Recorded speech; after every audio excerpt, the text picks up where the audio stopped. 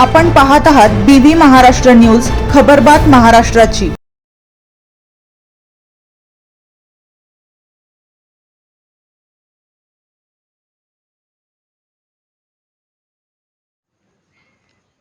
देवळा तालुक्यात धाडसी चोरी, कपाटातील 52,000 व 28 ग्रॅम सोन्याची मंगळपोत लंपास।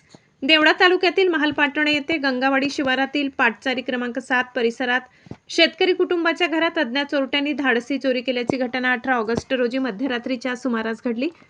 चोरट्यांनी घराच्या मागील दरवाजाची कडी उघडून घरात प्रवेश केला। त्यानंतर कपाट उघडून त्यातील 52,000 रुपये रोख रक्कम आणि सुमारे 28 ग्रॅम वजनाची सोन्याची मंगळपोत घेऊन चोरटे पसार झाल्याची माहिती कुटुंबियांनी दिली।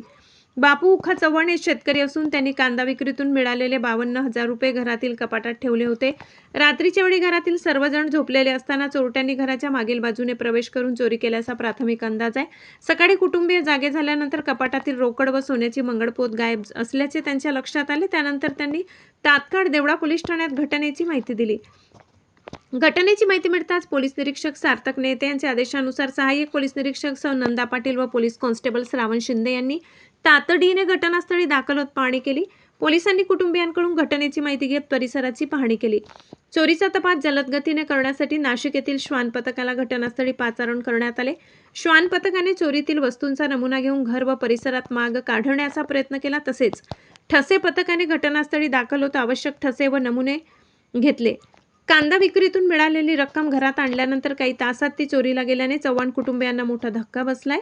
शेतकऱ्यांच्या कष्टाने मिळवलेल्या पैशांवर अशा प्रकारे डल्ला पडल्याने परिसरातील नागरिकांमध्येही चिंतेचे वातावरण निर्माण झाले। चोरीचा तातडीने तपास करून चोरट्यांचा शोध घ्यावा आणि चोरीला गेलेला ऐवज परत मिळवून द्यावा अशी मागणी चव्हाण कुटुंबियांसह परिसरातील नागरिकांनी केली आहे। दरम्यान चोरट्यांचा लवकरात लवकर शोध घेऊन त्यांना जेरबंद करण्यात येईल असे पोलिसांकडून सांगण्यात आले। या प्रकरणाचा पुढील तपास पोलीस निरीक्षक सार्थक नेते यांच्या मार्गदर्शनाखाली देवळा पोलिसांकडून सुरू आहे। बीबी न्यूज महाराष्ट्रासाठी कार्यकारी संपादक मनोज वैद्य।